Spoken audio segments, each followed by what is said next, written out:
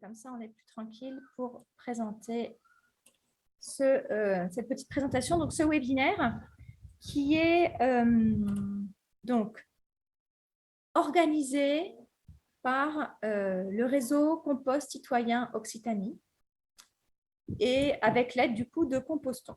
Donc, je vais vous expliquer un petit peu quels sont ces deux organismes.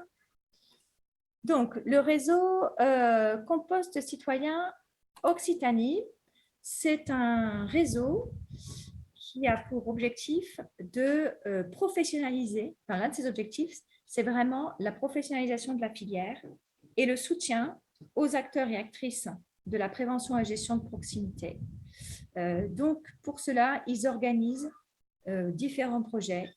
Ils proposent de la formation, ils organisent des journées techniques, ils font de l'événementiel avec Café Compost à l'intention des bénévoles et des particuliers. Voilà, toutes ces actions, en fait, ont pour objectif de mettre en avant la gestion de proximité des biodéchets.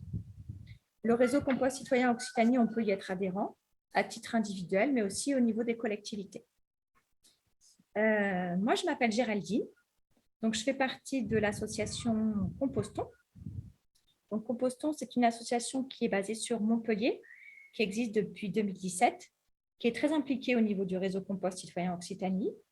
On fait essentiellement de la formation, on est organisme de formation, et de l'installation de sites sur le domaine public, donc dans les collectivités, et dans les établissements privés. Ce qui implique de faire de l'accompagnement et du suivi au niveau de ces différents sites de compostage. Aujourd'hui, donc, je vais vous présenter un petit peu, je vais vous donner un peu quelques éléments de contexte, puisque ce webinaire s'adresse essentiellement à des élus. Alors, je sais bien que tout le monde n'est pas élu ce soir. S'adresse essentiellement à des élus qui démarreraient en fait un projet en gestion de proximité de leurs biodéchets ou qui seraient en phase de réflexion. Donc, c'est important de redonner quelques éléments d'information qui permettent de dresser le contexte. Et si vous, en tant que technicien, vous êtes là aussi ici ce soir, ça peut être des éléments que vous pouvez reprendre à votre compte, bien sûr, pour défendre la gestion de proximité au sein de votre collectivité. Donc, quand on parle de biodéchets, on parle de quoi? On parle de déchets de cuisine de table et de déchets verts. Alors, aujourd'hui, ce qu'on retrouve dans nos poubelles, c'est essentiellement des déchets de cuisine et de table, puisque en général, les déchets verts sont mis soit dans des décharges, dans des déchetteries, excusez-moi, soit ont une collecte séparée. Ça représente quoi en termes de quantité? Donc, l'ensemble, c'est plus ou moins 85 kg par habitant et par an. Pourquoi plus ou moins? Parce qu'en fait, ça va dépendre un petit peu des zones géographiques, notamment sur les aspects de déchets verts. Vous imaginez bien qu'en Normandie, on a bien plus de déchets verts qu'en Occitanie. Ça représente du coup, ces déchets de cuisine et de table, un tiers des ordures ménagères et assimilées. Je dirais même plutôt un tiers des ordures ménagères résiduelles. Je pense que là, il y a une petite erreur. Un tiers des ordures ménagères résiduelles, c'est-à-dire ce qui correspond aux déchets qui ne sont pas recyclés, que l'on met en mélange dans la poubelle grise ou dans la poubelle d'ordures ménagères résiduelles, qui a parfois d'autres couleurs. Les déchets verts, pour vous donner un ordre de grandeur aussi, 1 mètre carré dans un jardin, ça représente 2 kg de biomasse par an, de taille, de pelouse, de fleurs, de plantes, voilà. Et dans ces 2 kilos, il y en a 1,3 kg qui vont terminer en déchetterie. Donc, c'est énorme, finalement, cette partie qui va terminer en déchetterie.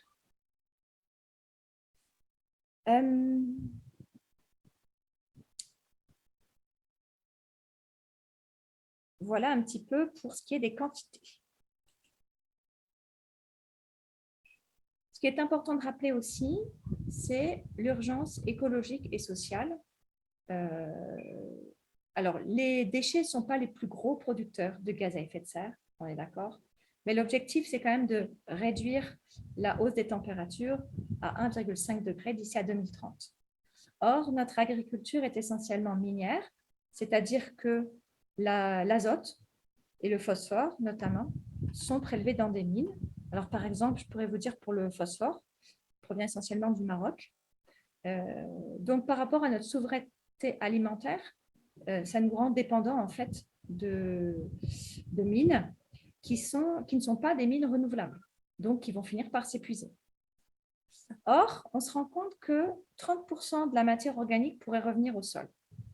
Et cette matière organique, aujourd'hui, pour les agriculteurs, elle est très importante parce qu'on a un réel appauvrissement des sols qui est lié en fait au transfert des matières organiques, donc des productions agricoles qui sont donc exportées, qui servent à l'alimentation, notamment animale et humaine. Et du coup, il n'y a pas d'apport de renouvellement de cette matière organique. Et d'un autre côté, donc on a un problème au niveau de la matière organique pour les agriculteurs. Et de l'autre côté, cette matière organique qui se retrouve en fait dans nos poubelles d'ordures ménagères résiduelles, dans les poubelles d'OMR, elles sont transportées et pour la plupart enfouies ou incinérées. Or, vous verrez, M. Vasquez nous dira qu'à Montpellier, c'est un petit peu différent. Mais dans la majorité des collectivités, c'est plutôt ce qui se passe en fait, aujourd'hui et même sur le territoire français. Donc, il est indispensable et nécessaire aujourd'hui d'adopter des pratiques plus durables. Le compostage de proximité peut être une solution à ces deux problématiques. Par ailleurs, on se rend compte que 75% des répondants, donc ça c'est une enquête qui a été faite par Que Choisir en mars 2020, 75% des répondants se montrent intéressés par un composteur partagé. Donc, ça montre aussi qu'il y a une vraie attente, une vraie volonté pour les habitants, pour les concitoyens, de pouvoir participer aussi à leur manière, à leur niveau, à participer au développement durable. Alors, quelle est la responsabilité des collectivités par rapport à ça? Alors, je ne m'étendrai pas, mais la réglementation aujourd'hui, la législation indique qu'au 1er janvier 2024, tous les producteurs de biodéchets devront avoir une possibilité de tri à la source de leurs biodéchets. Donc, ça s'adresse à tous. Alors, par ailleurs, donc ça, je reviendrai aussi là-dessus. Par ailleurs, on va avoir une augmentation de la taxe générale sur les activités polluantes. Et donc, en fait, ce qui va se passer, c'est que cette augmentation, elle va avoir un impact sur les coûts de collecte, notamment, surtout si ces biodéchets se retrouvent malencontreusement, donc sans avoir été triés, dans un centre d'enfouissement ou d'incinération. Et là, du coup, il ne va pas y avoir d'amende qui sera donnée, mais par contre, les coûts financiers seront très, très forts pour la collectivité quand il n'y aura pas de mise en place du tri à la source. Voilà. Donc, une façon aussi de stabiliser les coûts, c'est en détournant en fait les biodéchets des poubelles d'ordures ménagères résiduelles par le compostage de proximité. Le rapport des comptes indique qu'on aura une augmentation de 6% du secteur des déchets. Donc, c'est quelque chose d'assez important. L'objectif étant de détourner la matière organique, donc des poubelles, pour en faire un projet de territoire vertueux en lien avec l'agriculture.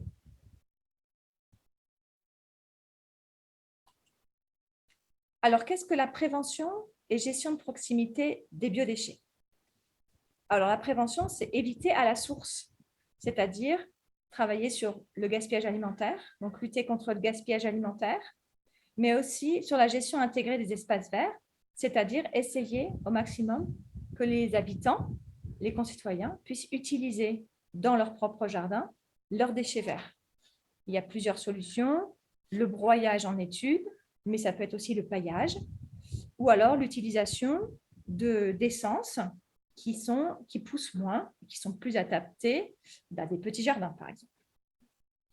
Et une action de gestion de proximité, donc vous avez bien vu, j'ai bien distingué prévention et gestion. Gestion de proximité, c'est à partir du moment où on va avoir les biodéchets à gérer. Donc, dans la gestion de proximité, on a le compostage qui est une des solutions. Et en dernier lieu, doit intervenir la collecte. Aujourd'hui, le gaspillage alimentaire, c'est 30 kilos par habitant et par an. Donc, ce n'est pas négligeable. Et en termes de coût, ça représente 160 € par habitant et par an.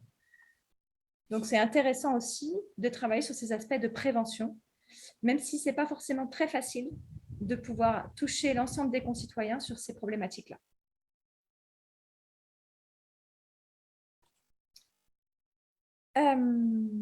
Donc, je vous fais un petit focus sur les coûts, puisqu'on en a un petit peu parlé, et l'intérêt aussi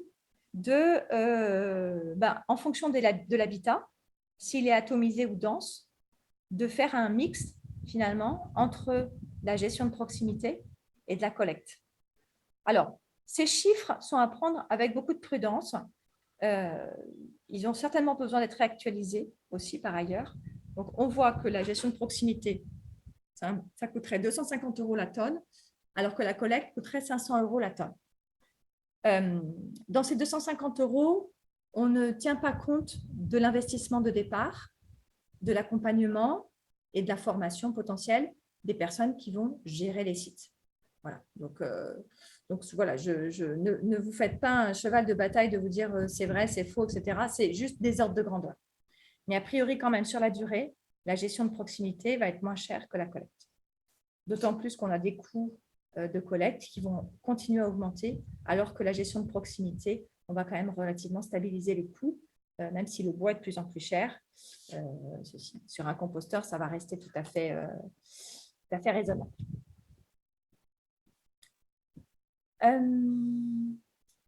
La gestion de proximité, ça implique d'accompagner le changement sur plusieurs niveaux par rapport au tri, par rapport à la mise en place de nouvelles collectes et réapprendre les savoirs compostés. Voilà, ça, ce sont des éléments qui sont importants d'avoir conscience, c'est qu'il va falloir accompagner les citoyens dans ce changement. Donc, de la pédagogie et du temps.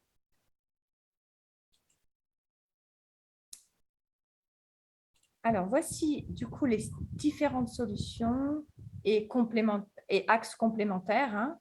Donc, réduction du gaspillage alimentaire, ça va être le premier élément à prendre en considération.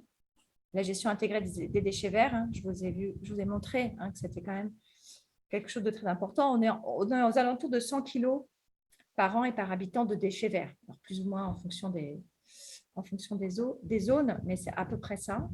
Et le compostage de proximité, qui est une des solutions pour la gestion des biodéchets. Et alors, en plus, ça tombe bien parce que dans le compostage de proximité, non seulement on va alléger la poubelle grise, puisque la poubelle des ordures ménagères résiduelles, puisqu'on va détourner de cette poubelle les biodéchets, les déchets alimentaires, et en plus, on va avoir besoin de déchets verts pour compléter et pour réaliser le processus de compostage. Donc, on joue sur les deux tableaux. Alors, il y a différentes possibilités, différents niveaux de compostage. Alors d'abord, la première chose qu'il faut avoir en tête, c'est que tous les déchets organiques sont compostables. Pas tous à la même vitesse. Et l'essentiel, c'est qu'ils soient en petits morceaux. Vous verrez, la plus grosse problématique dans les sites de compostage partagés, et on en parlera peut-être à la fin, c'est la taille des fruits et légumes qui sont déposés dans les composteurs et qui sont parfois entiers, n'ont pas du tout été consommés. Donc là, on est vraiment dans une logique on pourrait travailler sur le gaspillage alimentaire autour des composteurs ici. Donc, sur le compostage individuel, aujourd'hui, on constate que les collectivités, du coup, font de la distribution de bacs. C'est très bien, c'est une première étape, mais ça ne suffit pas parce qu'on se rend compte finalement il faut redonner aux concitoyens les bons gestes pour savoir composter, la bonne méthode. Et ça implique du coup d'accompagner les habitants dans ces nouveaux savoirs, de les former, de les informer. Et puis, ça peut être l'occasion à ce moment-là aussi de parler de la gestion intégrée des espaces verts et de la manière dont ils peuvent gérer aussi leurs déchets de jardin.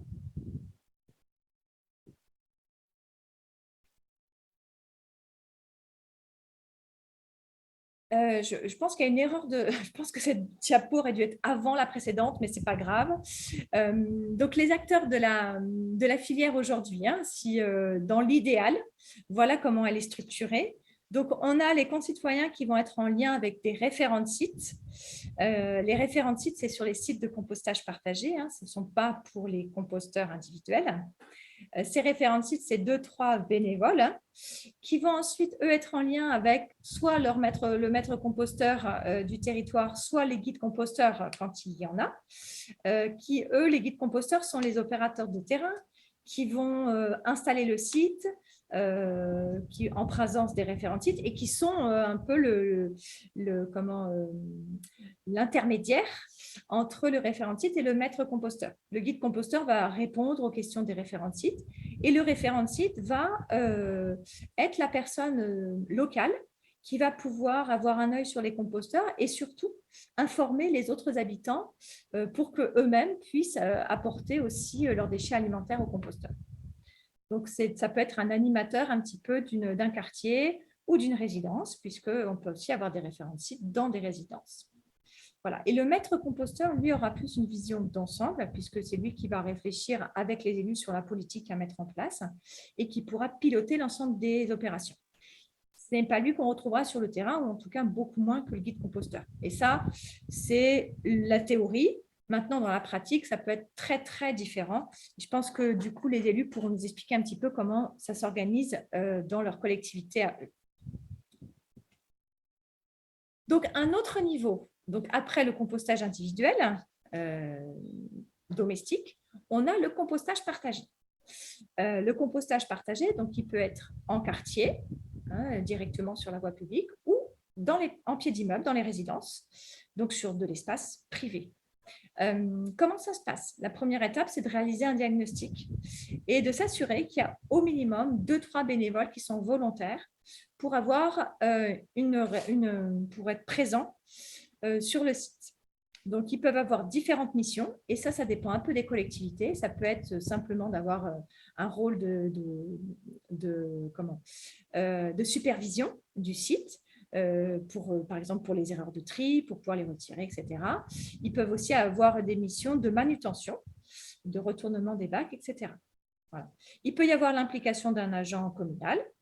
Et voilà, il faut que le sol soit plat, accessible et qu'un exutoire soit prévu pour le compost. Je rajouterai un 5e élément, c'est la présence de matière sèche sous forme de broyat accessible pour le site. Ensuite, ça prend à peu près, voilà, la mise en place va prendre à peu près 3 mois. Il va y avoir beaucoup de concertation et puis le site va être installé. Ce sera l'occasion à ce moment-là de former les référents, de vérifier donc la sécurisation de l'apport en matière sèche et de fournir un kit de compostage aux référents de site. Donc, quand je parle de kit de compostage, ce sont essentiellement des outils qui pourront être utiles aux référents de site pour gérer le site de compostage partagé. Souvent, les référents, certainement, et particulièrement en milieu urbain, n'ont absolument aucun outil à leur disposition dans leurs appartements pour pouvoir gérer ce site. Donc, c'est bien de leur mettre à disposition un kit complet. Et ensuite, il y a un suivi qui se fait sur 6 mois, donc jusqu'à la première collecte, la première récolte de compost, qui permet en fait de rassurer les référents de site sur leur nouvelle mission. Donc, ça permet d'assurer une assistance, de faire des visites de terrain, et puis c'est l'occasion aussi d'animer le réseau. Voilà, c'est un peu aussi une des missions que peut avoir le maître composteur, c'est on a affaire à des bénévoles hein, dans la majorité des cas, et donc il est important de pouvoir animer ce réseau, de pouvoir leur proposer des temps d'échange, des temps de formation, voilà, tout un tas d'outils pour les motiver et pour conserver en fait ces bénévoles le plus longtemps possible dans cette transition.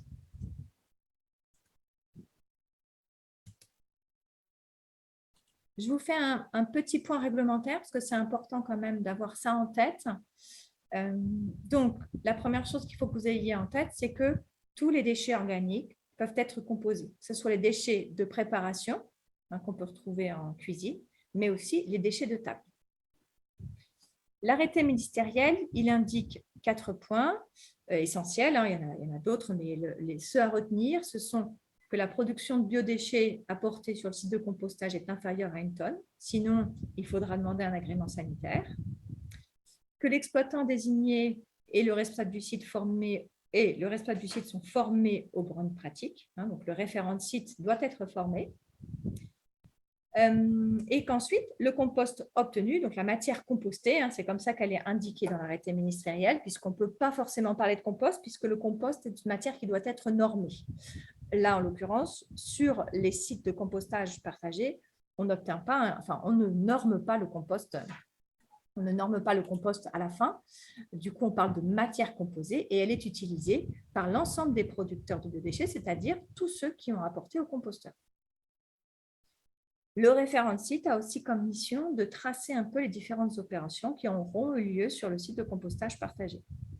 Prise de température, retournement d'un bac dans un autre, distribution de compost, etc. Voilà, pour avoir une traçabilité des opérations.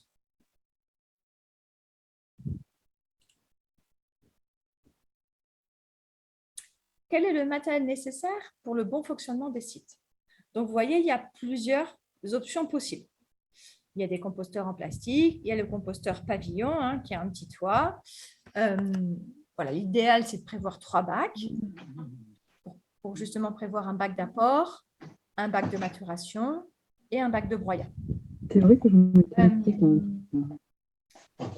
Souvent, les collectivités font leurs propres expériences. Aujourd'hui, le RCCO a pour ambition de travailler sur un cahier des charges optimum pour les composteurs.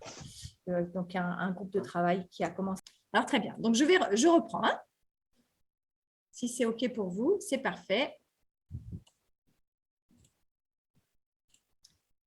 Donc, alors, le site. Donc, ce que je disais, c'est qu'effectivement, il était nécessaire d'avoir un kit. Donc là, voilà, je vous donne un exemple de kit qui peut être donné pour les référents sites et un kit pour les participants. Voilà.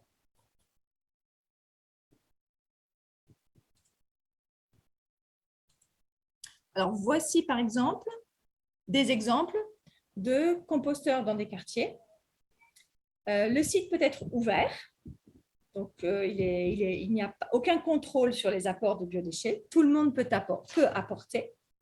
Et il y a aussi des sites qui peuvent être fermés, notamment dans des quartiers qui pourraient être très denses et où, pour éviter tout débordement, on préfère ne donner l'accès au site qu'aux gens qui se sont inscrits sur une liste et du coup avoir la main sur le nombre de participants. Voilà. À Montpellier, on a ces 2 types de sites qui coexistent, qui existent. La majorité sont des sites ouverts, en tout cas semis par la métropole sont des sites ouverts. Ce site fermé est une initiative en fait citoyenne. Et donc, du coup, c'est la raison pour laquelle il est fermé. Voilà, les référents de sites souhaitant garder la main et ne pas se retrouver débordés en fait par les déchets alimentaires qui seraient apportés.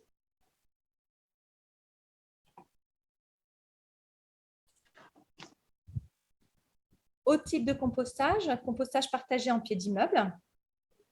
Donc, soit on a, donc le point important, c'est de valider ce site par la copropriété au moment de l'Assemblée générale, de vérifier la possibilité d'avoir accès à de la matière sèche, c'est parfois ce qui manque, mais dans les résidences, il y a aussi souvent des espaces verts.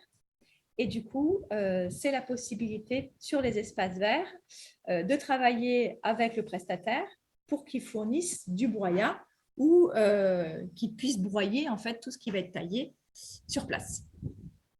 Alors, on a noté en termes de points techniques que le sol devait être plat. Ça, c'est un peu pour assurer la durabilité des composteurs et que la formation était indispensable. Alors, vous voyez sur la deuxième photo que le composteur a été mis directement sur le béton. En fait, c'est une résidence où il n'y avait pas de possibilité de mettre le composteur sur des espaces verts, sur du sol. Et je peux vous assurer que ça fonctionne aussi très, très bien. La seule condition, c'est qu'il y ait du broyat en permanence et qu'au fond du broyeur, on ait mis une bonne couche de broyat pour absorber les éventuels jus des déchets alimentaires.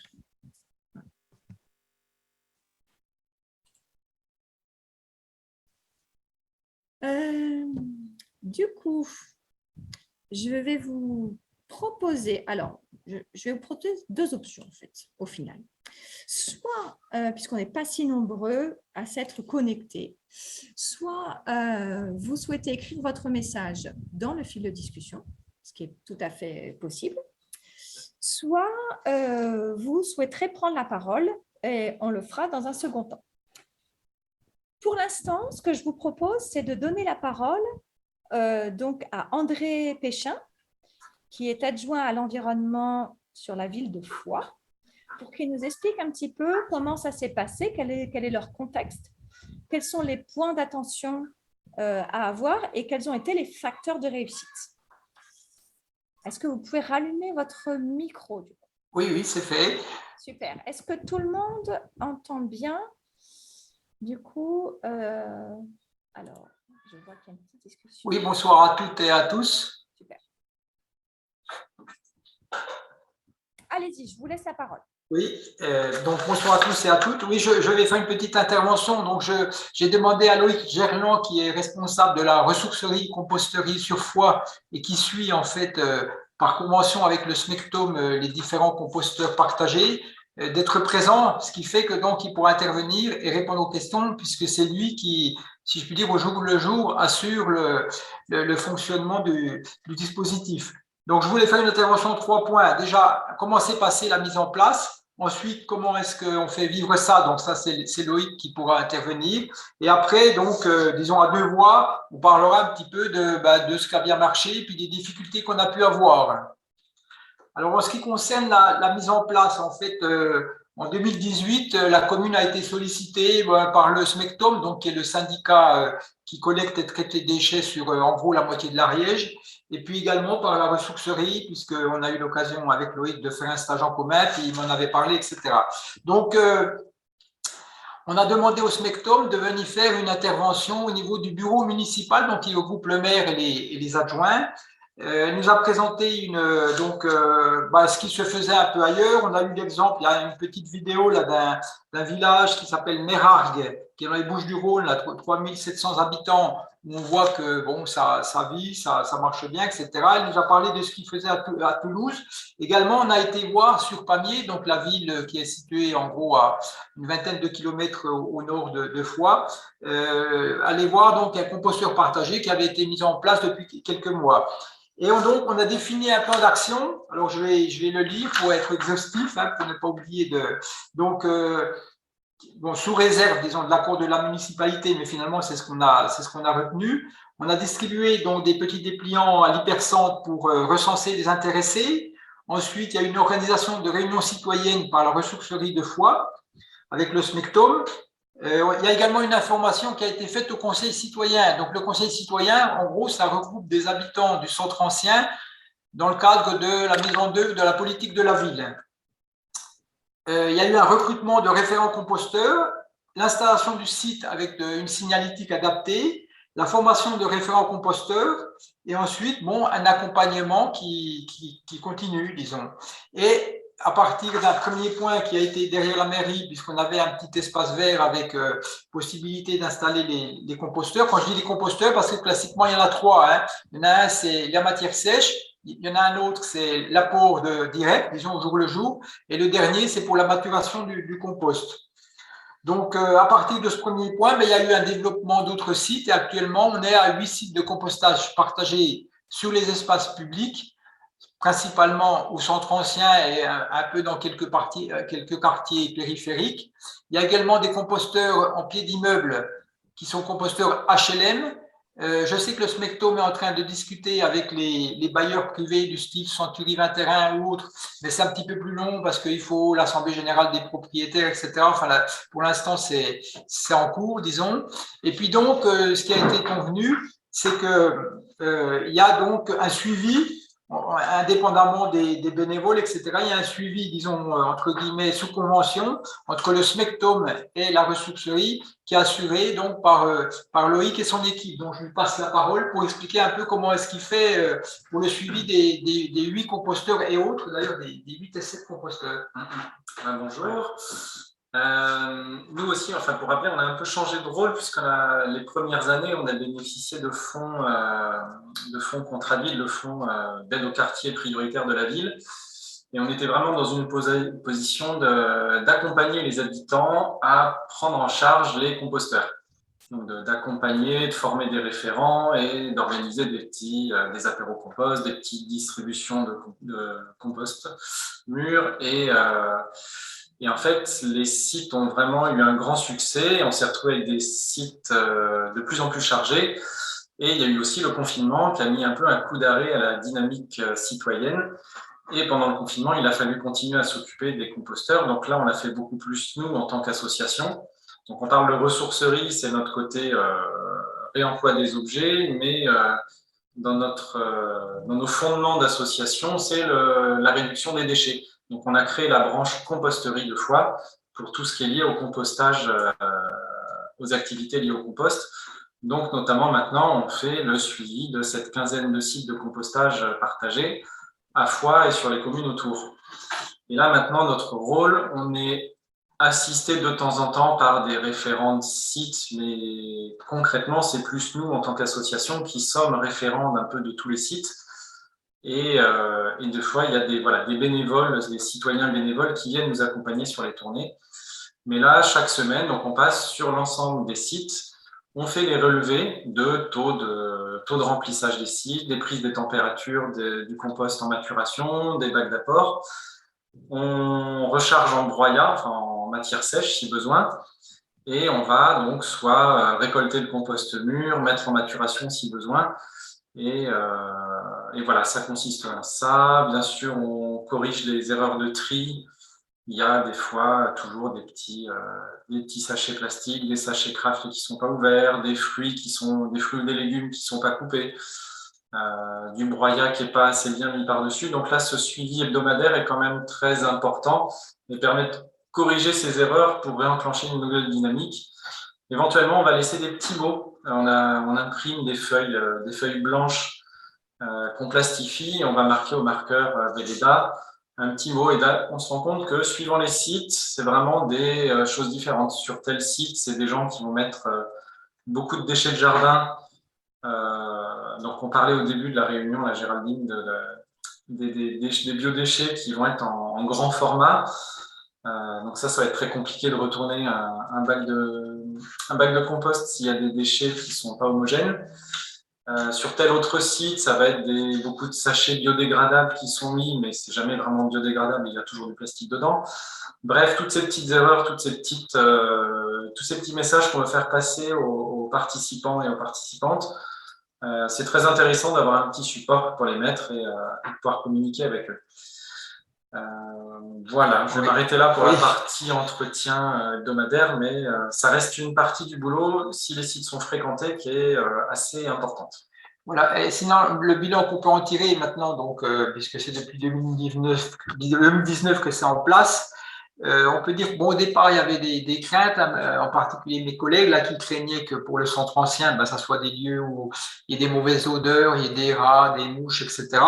Bon, on se rend compte que globalement, ça va. Bon, pour les rats, on a eu quand même quelques problèmes, parce qu'en particulier, un composteur qui était à proximité d'une petite rivière, donc il y avait certainement une population de rats déjà existants. Bon, maintenant, systématiquement, il y a des grilles anti-rats pour éviter qu'ils puissent venir s'alimenter.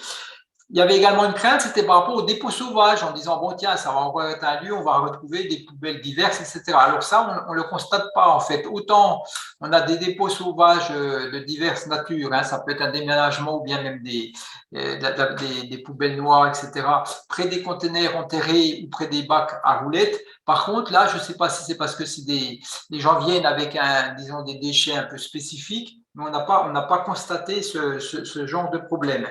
On avait également une petite inquiétude parce qu'à un moment, il y a un endroit, enfin une place qui s'appelle la place du commandant Robert où on pensait en installer. Et cette place est connue pour être un lieu, disons, de trafic de divers ordres. Et on se dit, bon, on va mettre ça, mais ils vont nous le massacrer en 5 minutes. Et finalement, ça a été globalement respecté avec pas plus, disons, de petits problèmes que dans d'autres endroits. Après, ce qu'on a pu remarquer, c'est qu'il faut quand même du matériel. Donc, pour les bacs, solides, c'est-à-dire qu'au départ, le smectome avait mis des bacs comme ceux que peut acheter un particulier qui a besoin d'un peu de volume, donc des planches de petite dimension, enfin bon, non, parce que là, c'est quand même un usage collectif, donc il faut du costaud, du solide, etc. Et là, maintenant, le smectome a trouvé une entreprise d'insertion locale qui fait des bacs vraiment solides, l'épaisseur des planches, les fixations, etc. Donc ça, c'est quand même un élément à prendre en compte. Il faut quelque chose qui puisse résister à un usage collectif avec des gens plus ou moins soigneux. Sinon, on a eu un petit problème assez ponctuel, si je puis dire, mais donc, Foix, comme je pense la plupart le savent, bénéficie d'un château historique qui fait son attrait. Et donc, dans les emplacements, bon, c'est quand même un peu limité. Au centre ancien, on avait trouvé une petite place qui est juste devant la préfecture, en face du bureau de l'architecte des bâtiments de France.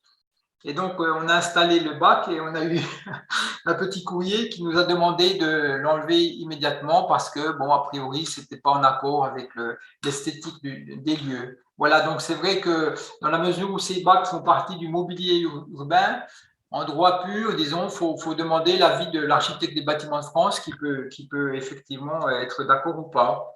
Après, ce qui est un facteur intéressant, et vous le voyez sur la photo, c'est que, bon, là, on l'a placé dans un petit jardin qui est au centre-ville. Et on s'est dit que mettre des bacs classiques en bois sans autre décoration, c'est un petit peu dommage. Donc, on a demandé aux élèves de primaire d'une école juste à côté d'intervenir pour mettre en peinture.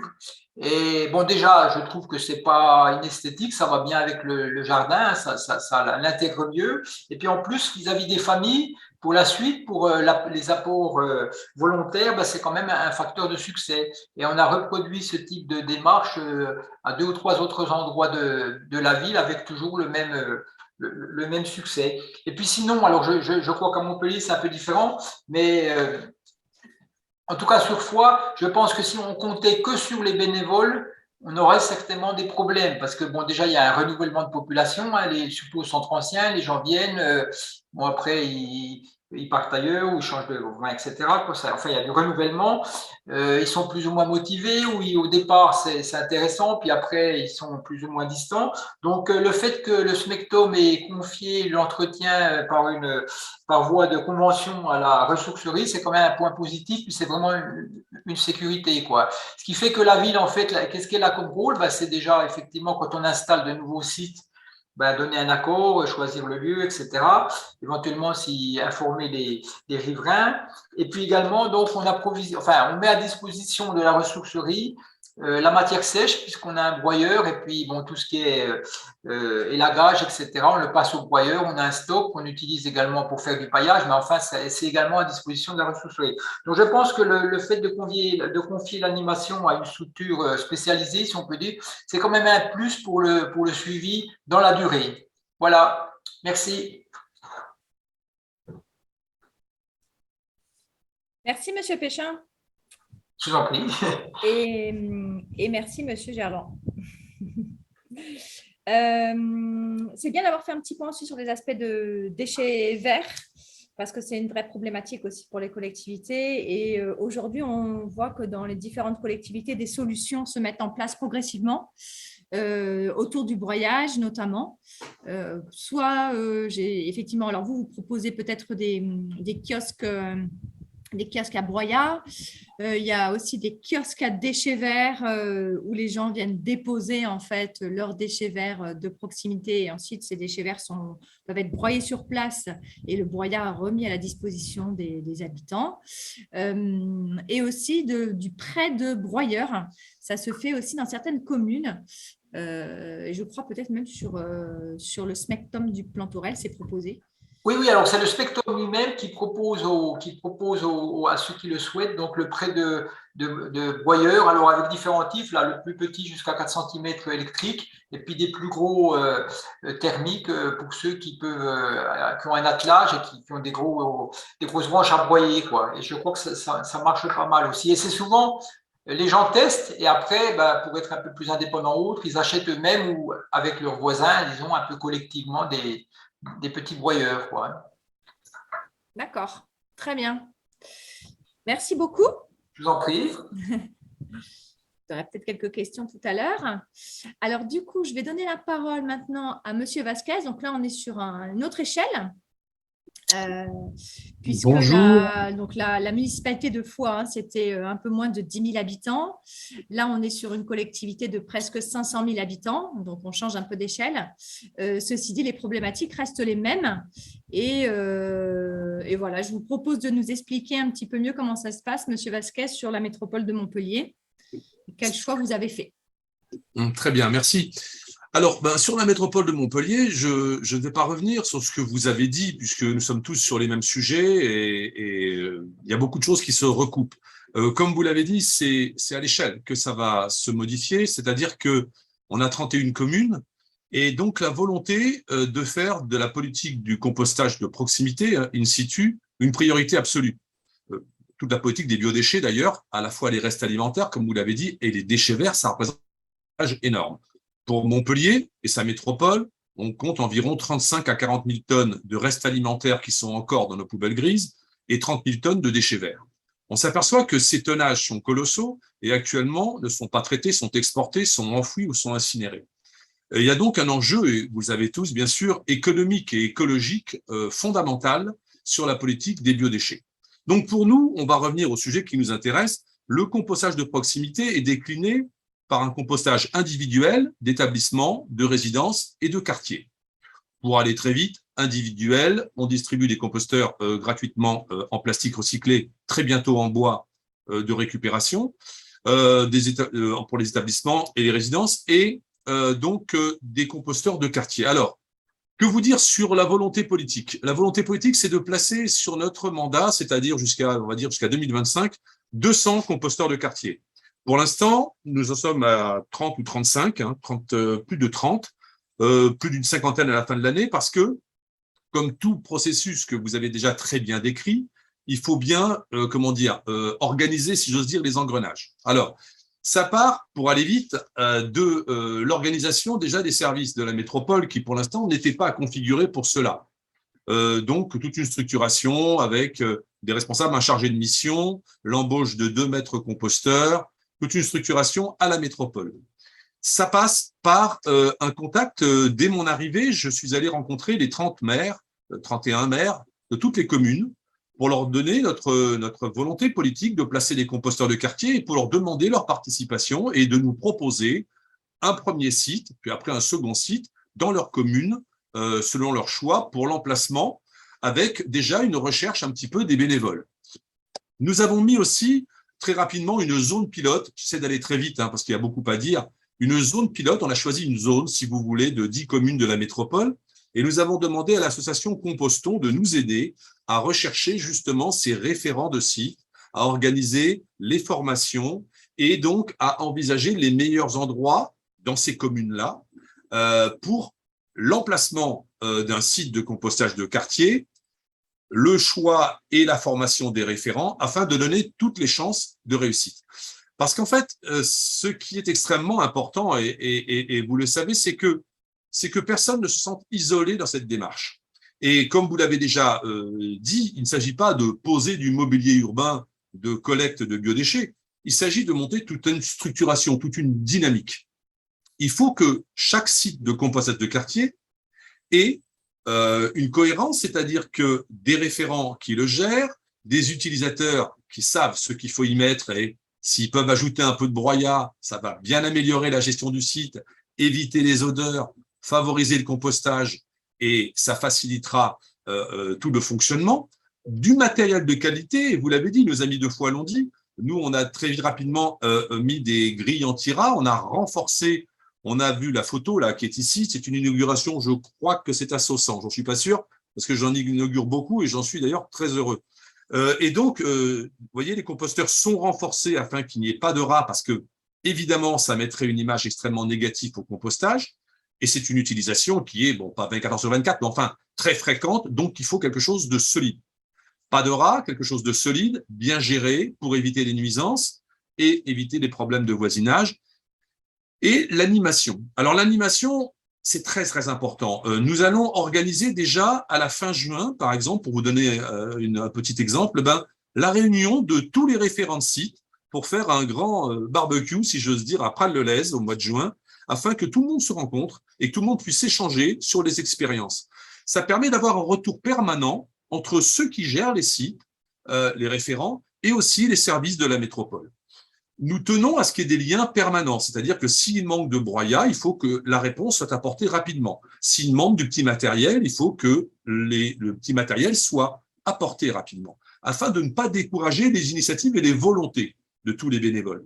On s'aperçoit que quand les composteurs de quartier sont bien gérés, si j'ose dire, il y a presque un dépassement de fonction.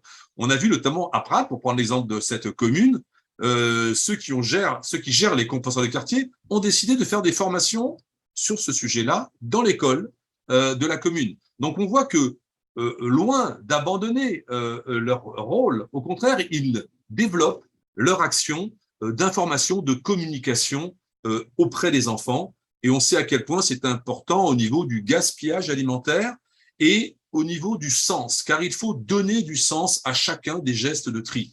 Et quand les enfants comprennent bien qu'en triant leurs biodéchets, on va faire un retour à la terre, eh bien, ils vont participer et ils aideront aussi les adultes à le faire, même si ce n'est pas eux, bien évidemment, à faire l'éducation des adultes. Donc, tout ça pour dire aussi que les composteurs de quartier, je voulais revenir sur ce point-là parce qu'il n'a pas été abordé, ont un coût, évidemment. Quand vous regardez l'installation d'un site, le prix des composteurs, la mise en place, cela a un coût. Mais il faut voir le coût de cette installation, non pas isolément comme la captation d'un flux, c'est-à-dire l'associer à « je crée un site de compostage et donc je vais détourner tant de tonnes ». Pour nous, les composteurs de quartier ont une vocation pédagogique très importante. C'est-à-dire que si on veut en mettre environ 200 sur les années à venir jusqu'à 2025, c'est pour créer un modèle. C'est parce que nous pensons que si les articulations, les engrenages, la dynamique qui va des référents au guide composteur, au maître composteur, donc au service de la métropole, si cette dynamique fonctionne, ça va permettre d'amener une information sur le compostage en local, une sorte de maillage d'informations qui poussera, nous comptons là-dessus, des composteurs d'établissement, de résidence à être posés. Parce qu'on verra l'exemple d'un modèle qui fonctionne dans le quartier et on se dira pourquoi ne le mettons pas soit chez moi, mon composteur individuel, soit dans la résidence où j'habite, ce qui nous évitera de nous déplacer jusqu'au composteur qui est peut-être un petit peu éloigné. Je voulais vous dire le succès. Il y a bien sûr toujours des difficultés, il faut y être attentif. C'est une question de communication, de formation très important et je vais y revenir. Mais c'est à ce prix-là que nous aurons le maillage suffisant et la pertinence du système.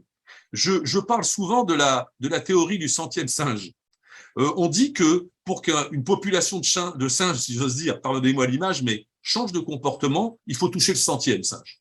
C'est-à-dire que si vous posez à l'échelle d'une métropole comme Montpellier 50 à 60 composteurs de quartier, le maillage est insuffisant. Vous n'aurez pas le maillage pour toucher pédagogiquement, si j'ose dire, suffisamment de personnes et vous n'aurez pas le relais pour développer toute la politique de compostage de proximité que l'on souhaite mener.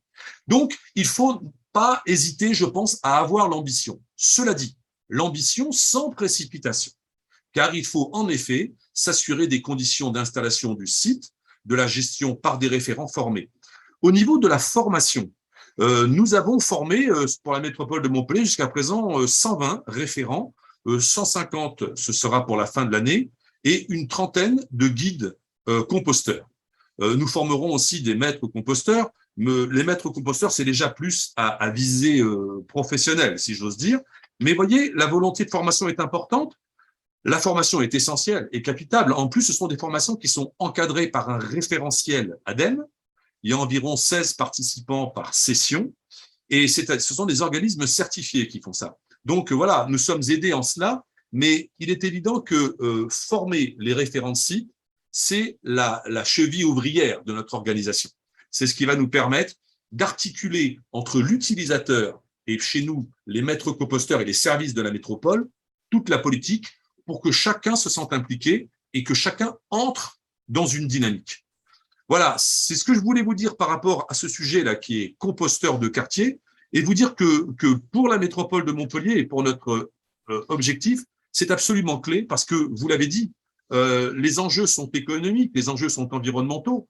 On a besoin, en effet, de rendre aux terres en proximité des amendements. On a besoin de lutter contre le ruissellement. On a besoin, et vous le savez tous, quand on met du compost sur les terres, on a cet effet de 4 pour 1000, on capte du carbone et c'est bon pour le climat. On a des quantités, on évite les transports, car le paradigme numéro 1, c'est évidemment la proximité.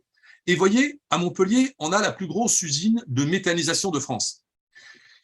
À notre arrivée, j'ai demandé à ce qu'on y crée, parce que c'est un tri mécano-biologique, je n'y entre pas, ce n'est pas le sujet, mais on a tout de suite fait de cette usine une station de compostage, car nous n'avions pas de station de compostage, de plateforme de compostage sur la métropole. Et cette usine prend le tri des biodéchets des Montpellier et le composte. Il faut que le sens soit porté, mais voyez, on aurait très bien pu se dire, on va collecter les biodéchets et on va les amener dans cette usine pour les composter ou pour les méthaniser une fois qu'ils seront triés. Mais comme la valeur, la référence, c'est d'abord la prévention, on l'a vu, hein, la lutte contre les gaspillages, la gestion intégrée des déchets verts, et ensuite, c'est le travail in situ, ce maillage, cette pédagogie des composteurs en proximité. Je pense que c'est la clé de notre politique. Bien évidemment, ça n'empêche pas, et vous le savez, nous mettrons tous les moyens pour aller capter les déchets, les restes alimentaires dans les bacs gris. Donc, nous mettrons du porte-à-porte et nous mettrons aussi des points d'apport volontaires de biodéchets. Tous les moyens seront mis pour faire sortir les biodéchets. Comme je le dis souvent, je suis un monomaniaque de l'extraction des biodéchets du bac gris parce que nous pensons sincèrement que c'est la clé de toute politique vertueuse de traitement. Et cette étape est incontournable. Et c'est pour ça que nous allons y mettre tous les moyens. Voilà, j'espère que je n'ai pas été trop long. Non, super, très bien. Je voulais vous laisser du temps, donc c'est parfait. C'est très, très bien que vous ayez pu prendre le temps d'expliquer un petit peu toute la méthodologie qui a été mise en place au niveau de la métropole, parce que c'est quand même très important. Maintenant, on va passer à une phase de questions. Du coup, alors ce que je voulais vous proposer, c'est soit vous poser votre question directement sur le fil de discussion, soit vous pouvez aussi lever, vous indiquer en levant la main ou en ouvrant votre caméra et je vous donne avec plaisir la parole, parce qu'on n'est pas si nombreux, on est une vingtaine de participants, donc ce sera plus facile. Voilà, je vous laisse la parole.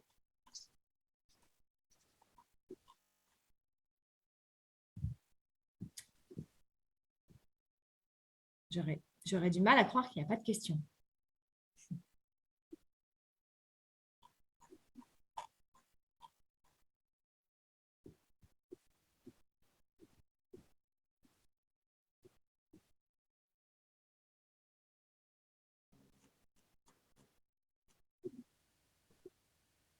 Alors, combien y a-t-il d'élus aujourd'hui? Est-ce que c'est pour les témoignages? Il y a 2 élus. C'était ça la question, je ne sais pas.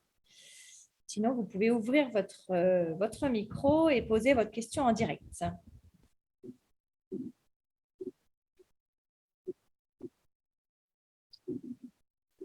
Alors, est-ce que c'était d'élus qui sont présents, qui se sont inscrits pour participer au… C'est peut-être ça la question. S'il y avait des élus qui étaient inscrits au webinaire. Je pense que c'était plutôt ça. Alors, je vous avoue que je n'ai pas recompté. Je pense qu'ils étaient minoritaires par rapport aux personnes qui travaillent actuellement sur le sujet du compostage.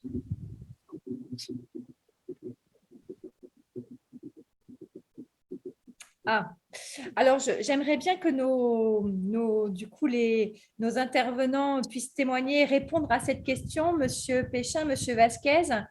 Donc, la question d'abord, c'est un merci pour vos interventions.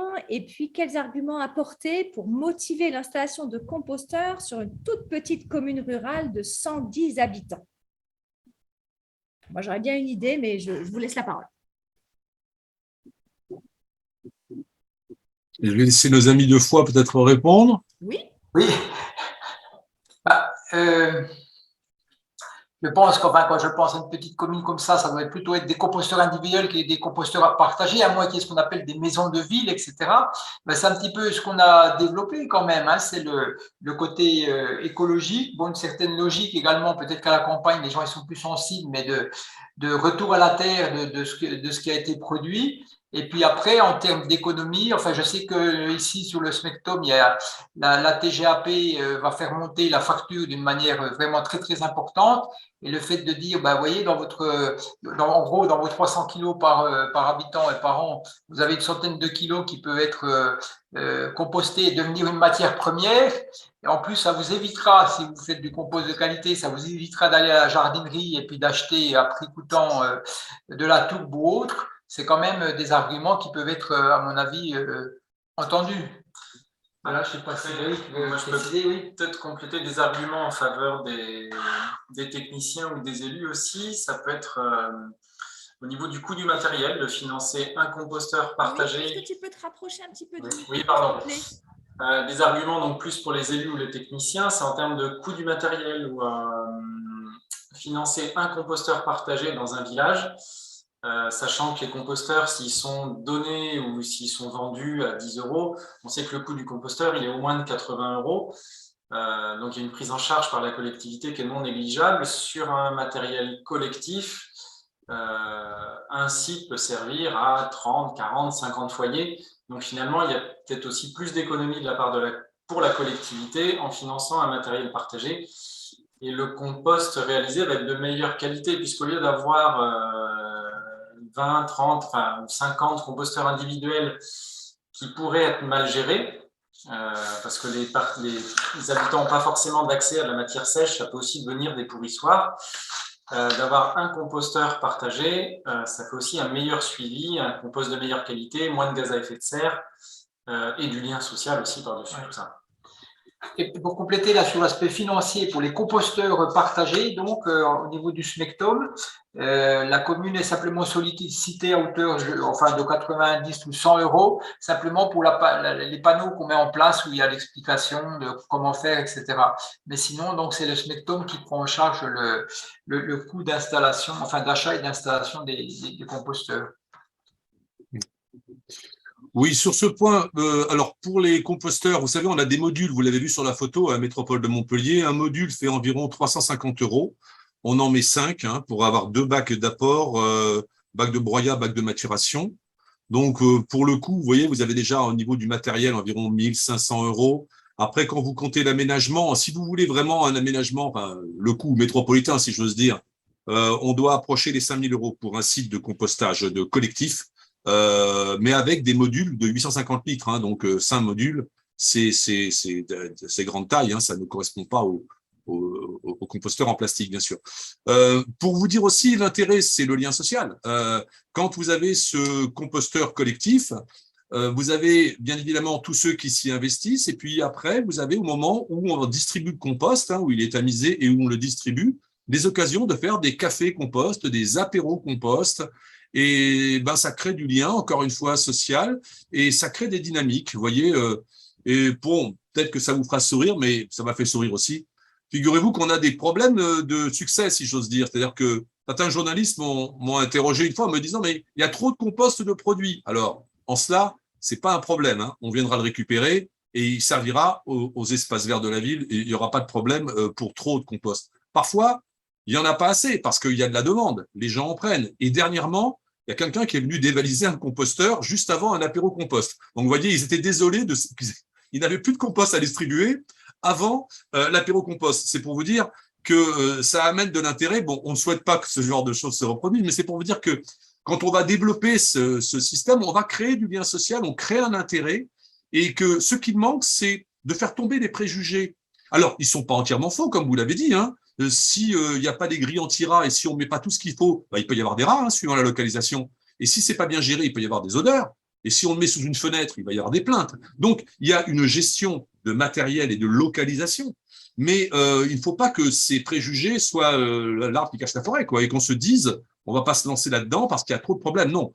Quand c'est positionné comme il faut et géré comme il faut, ça crée en plus du lien social et tous les intérêts économiques du tri des biodéchets peuvent être très bien compris au niveau des communes. Dernière chose pour Montpellier, je vous ai dit qu'on fera du porte-à-porte et du point d'apport volontaire sur la partie de la ville-centre, bien sûr, et la partie très urbanisée. Pour les communes qui sont, si j'ose dire, plus rurales et plus excentrées, nous allons faire que du compostage de proximité, avec quelques points d'apport volontaires pour les proches des centres-bourgs, quand on ne pourra pas placer de structure de compostage.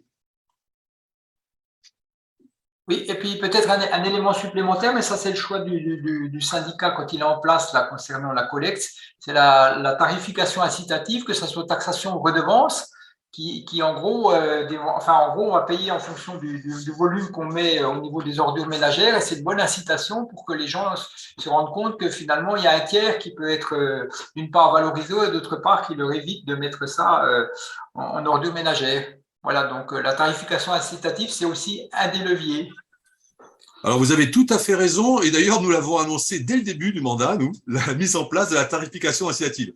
On sait que ça peut créer, après, il va falloir revenir vers chacun pour la mettre en place, hein, parce que il y a des difficultés techniques que vous connaissez bien, et à l'échelle de la métropole aussi, mais on l'a annoncé d'emblée, la tarification incitative. Parce qu'on sait très bien que le poids de la poubelle, c'est en grande partie les biodéchets. Hein.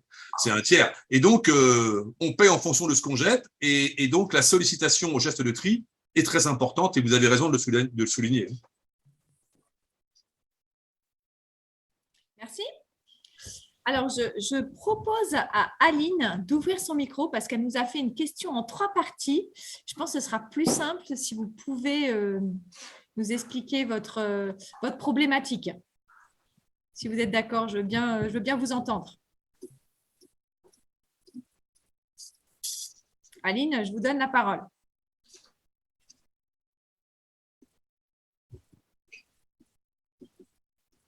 Alors, je vais prendre une autre question en attendant. Du coup, c'est est-ce que, donc c'est Laurette Narandro du 66, si je ne me trompe pas, est-ce que tout cela est toujours financé et chapeauté par les communautés d'agglomération ou j'ai mal compris? Alors, ce que je peux vous dire, Laurette, déjà, c'est que ça va dépendre où se trouve la compétence déchets au niveau de votre collectivité. Donc ça peut être variable. Par exemple, sur Foix, c'est un syndicat. Sur Montpellier, c'est la métropole. Sur Albi, c'est l'agglomération. Voilà, je vais peut-être oublier d'autres exemples. Est-ce que vous voulez préciser, Monsieur Péchin, Monsieur Vasquez? Alors, en fait, effectivement, tout ça. C'est l'agglomération Pays de Foix-Vary qui a compétence pour la collecte et le traitement des déchets. Et ça a été transféré au SMECTOM, qui regroupe plusieurs communautés de communes et communautés d'agglo. Oui, tout à fait. Alors, vous avez raison de préciser, ça dépend des territoires. Pour ce qui est de la métropole de Montpellier, nous avons la compétence collecte et traitement. Par conséquent, nous gérons l'ensemble de la problématique. Si on prend l'exemple des 6 intercommunalités qui nous entourent, pour ce qui est de la partie Est, elles ont chacune une compétence collecte différente et elles ont une compétence traitement commune. Donc, tout n'est pas toujours aussi simple à gérer. Si j'ose dire, pour Montpellier, tout est centralisé, collecte et traitement, donc ça revient à la métropole. OK. Isabelle qui nous pose une question concernant les risques de mauvaises pratiques. Argument entendu, je l'ai entendu aussi, le compostage mal fait génère beaucoup de gaz à effet de serre. D'où l'intérêt d'accompagner et de former les référents de site. Hein. Alors, pourquoi on dit ça? Parce qu'en fait, le compostage, quand il est fait dans de bonnes conditions, est fait en aérobie, c'est-à-dire sous oxygène. C'est-à-dire que l'oxygène est présent et en fait, on va favoriser les êtres vivants qui ont besoin d'oxygène pour transformer la matière et notamment les bactéries. Parce que c'est elles qui vont faire le premier, je dirais, gros travail de décomposition de la matière. Si jamais le composteur n'est pas aéré ou pas suffisamment, ou s'il n'y a pas de broyat, de déchets secs, ce qui va se passer, c'est que en fait, les déchets alimentaires vont entrer en putréfaction, vont faire comme une sorte de choucroute, et en fait, on va favoriser des bactéries qui, elles, n'ont pas besoin d'oxygène, puisqu'il n'y en aura pas dans ces cas-là. Et on dit que dans ce cas-là, que ça fonctionne en anaérobie, Ça, c'est des termes un petit peu techniques. Et en fait, ces bactéries, elles n'utilisent pas l'oxygène, mais elles utilisent d'autres gaz, alors je ne sais pas quoi. Mais du coup, elles vont dégager du CH4. Et le CH4, c'est 25 fois plus puissant en termes de gaz à effet de serre que le CO2. Puisque dans la réalité, en fait, le compostage, les bactéries en respirant, en consommant l'oxygène, vont produire du CO2. Donc, effectivement, un compostage qui serait mal fait, potentiellement, pourrait avoir un impact sur le climat. D'où l'intérêt de former et d'accompagner les personnes qui vont composter, y compris les particuliers. L'autre partie de la question, c'est comment rassurer sur son point. Donc, je crois que j'ai donné quelques éléments. Par ailleurs, a-t-on connaissance d'ACV, analyse de cycle de vie, et d'intérêt climat d'utiliser les biodéchets plutôt pour de la méthanisation que du compost?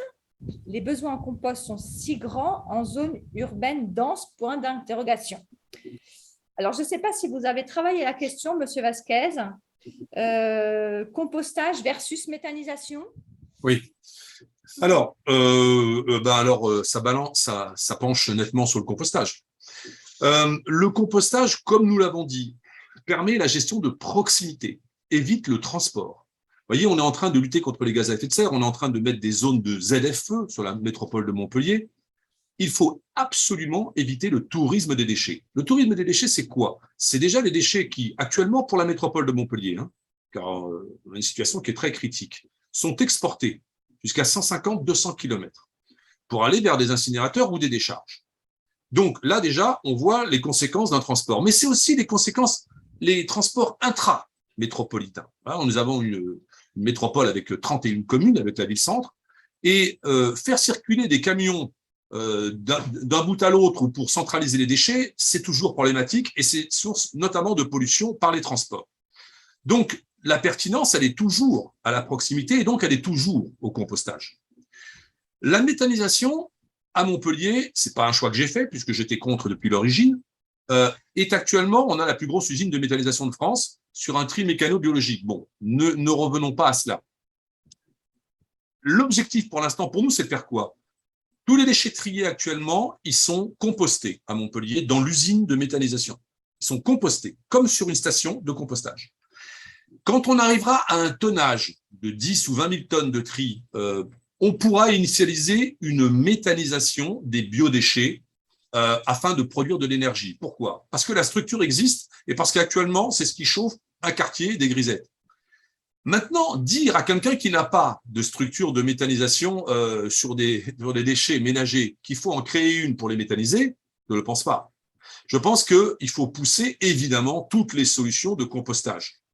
Et les intérêts et les externalités positives du compostage, comme on l'a dit tout à l'heure, ne sont plus à démontrer. Vous l'avez dit vous-même, un des arguments qui fait qu'on doit composter des déchets, c'est justement que quand on les met dans le bac gris, et quand ils vont dans une décharge, ils se méthanisent, comme vous l'avez dit très justement. Ils produisent du méthane. Et c'est ça qui attaque dangereusement et qui est un gaz très puissant à effet de serre. Et d'ailleurs, on y met même, vous avez vu, des torchères ou des récupérations de biogaz sur les décharges. Donc, c'est bien que la méthanisation est polluante.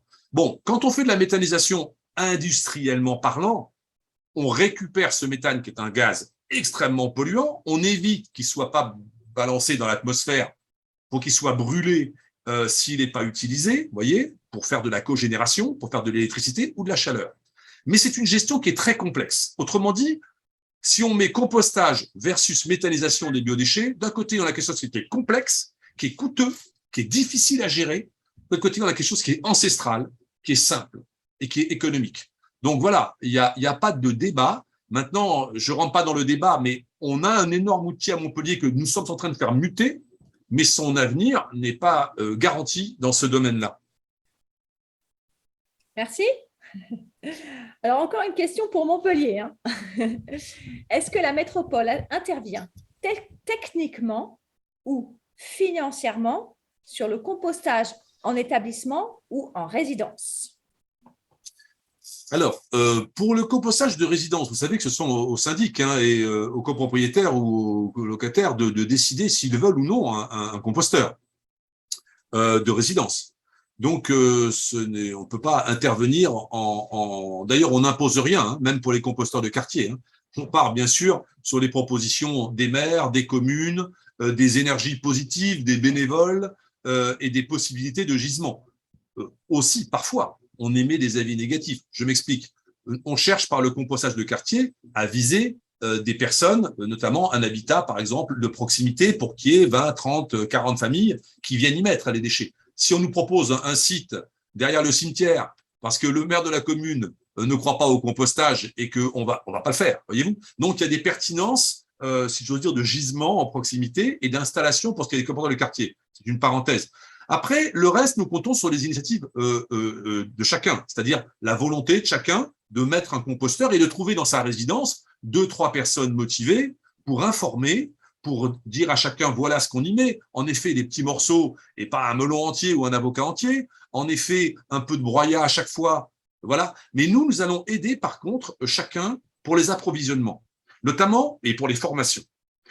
Et donc, les deux facteurs très importants, la formation des personnes qui peuvent venir se former, tous les bénévoles peuvent venir se former pour les référents de site. Hein. On va multiplier les sessions pour que, voilà, il faut faire monter, en fait, comment dire, tout le territoire, si j'ose dire, en qualification sur le compostage, en information, parce que c'est en sachant qu'on évite d'avoir des préjugés. Hein, et on sait que la plupart des avis sont basés sur des préjugés. Donc, dès lors qu'on est informé, on s'aperçoit que, ben non, les nuisances, ça se maîtrise. Ben oui, on arrive à la gérer ensemble. Ben oui, ça crée du lien social. Et oui, ça peut s'installer dans la résidence.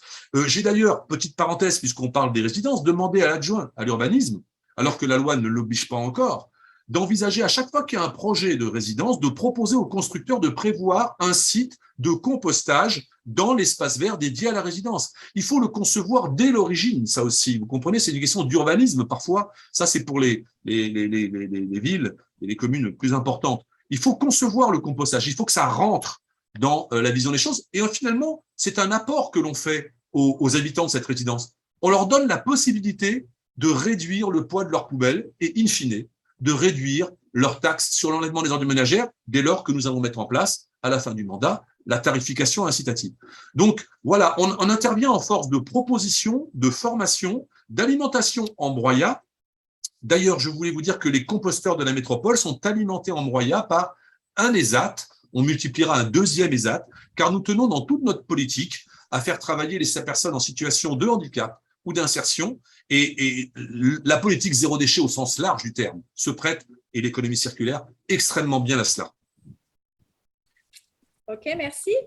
Alors, on a une nouvelle question de Laurence Pujol qui voudrait savoir comment fonctionne la tarification incitative. Oula!